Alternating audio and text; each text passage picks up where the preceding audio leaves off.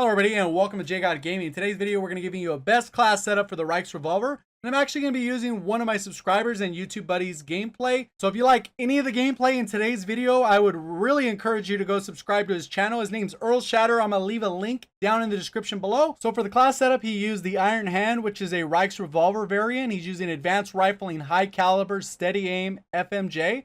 Then he's using an S-Mine with that tactical nade.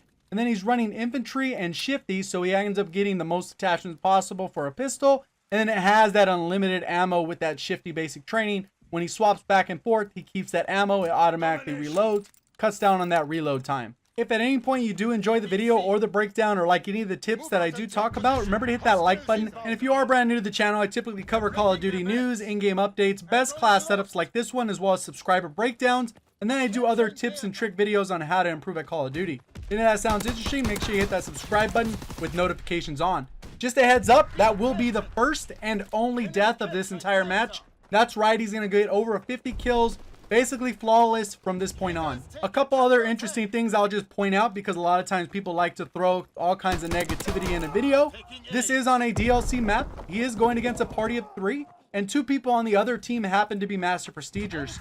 So this is definitely playing smart to its fullest and definitely not against bots. So right here, he's just positioned himself, making sure he maintains B. He actually checks his sight lines really well and make sure he always checks that entrance area before he actually turns onto B to make sure that he's able to get a solid flank without being flanked himself, because people are going to be coming out of spawn. So he continues to push around. You can see he went through that way. He always checks this area first before he pushes on and gets that kill. What makes this weapon so difficult is that ammo capacity. Really, you only have an opportunity to kill about 2 people. I guess potentially you could kill 3, but you'd have to be super accurate. Make sure you land all your shots. So you have to play even smarter, knowing that there will be people coming from this area. This is definitely a route I'd recommend some of you guys take. You can see how he ends up positioning himself, comes around, and this dude ends up walking around, misses him. He's kind of just standing still. So the guy absolutely just misses him. Calls in this recon plane. He can see where people are coming out on the mini map. It looks like they are firing and heading all through this way. So he is able to get a little bit of a monster flank.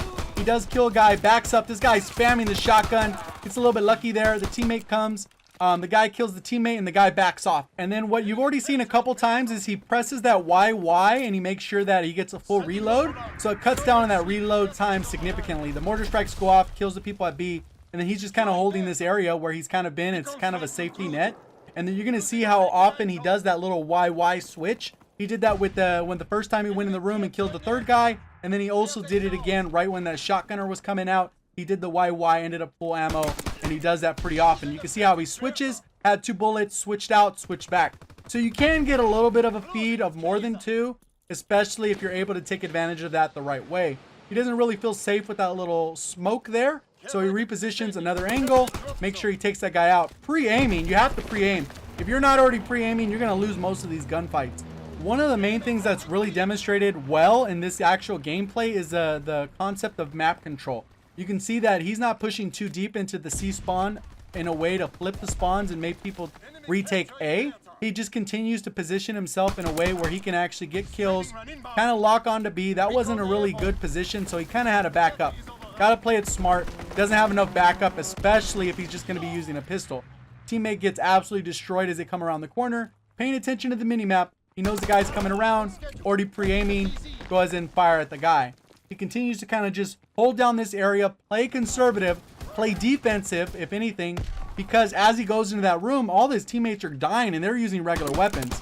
The shotgunner, he ends up taking out. In the habit of reloading, he ends up switching the weapons again. And then he's just kind of locking down A. Calls in those paratroopers to give a little bit more of that map control. The entire time he was pushed on that right side and maintained the map. As soon as he backed off, he started losing map control. The good thing with him actually backing off a little bit is he actually is able to anchor those spawns to make sure they don't flip. A lot of times the spawns flip and that kind of ends up ruining the entire dynamic of the map control. And since there is a lot probably going on at B, he ends up going around the left side to see kind of what's going on over there. And just kind of see what is going to happen, because this paratrooper is sitting in the back. He ends up running this way.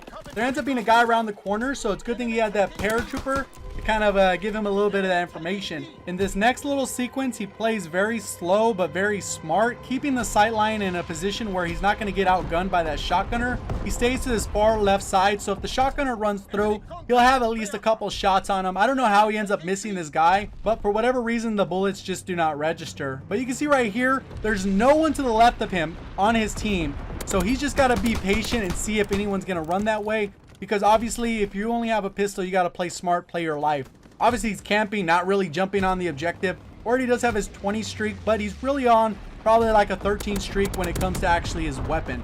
Right here, he's just kind of positioning around, seeing what's going on. Teammate checks that out, places the S-mine, so at least there's a little bit of coverage there. If anyone runs to that side, at least you'll be notified because that little bouncing Betty will go off.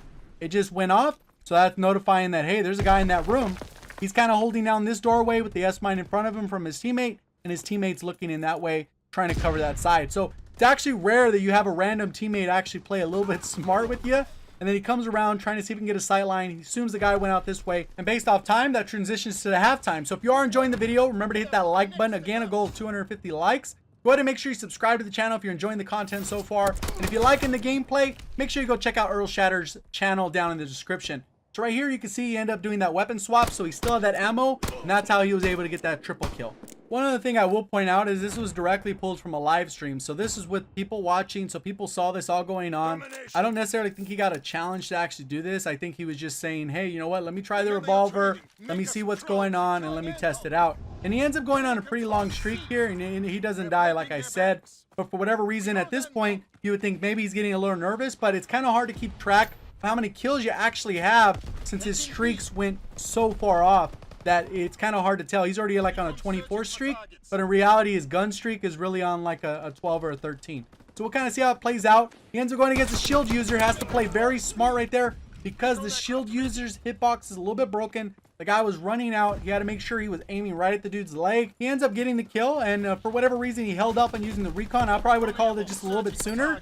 Get a little bit of that map awareness. He ends up killing that guy with the shield again, so that's pretty impressive. I know a lot of those guys just eat bullets, even with regular automatic weapons. Clearing out the spawn, his teammates have already pushed and got B. So now he's kind of rotating back to that sweet spot he had in the first round. And up in this upcoming little section, he does get a lot of kills and he ends up going on the streak that ends up leading to the V2. But I do want to point out how lucky one of these moments is.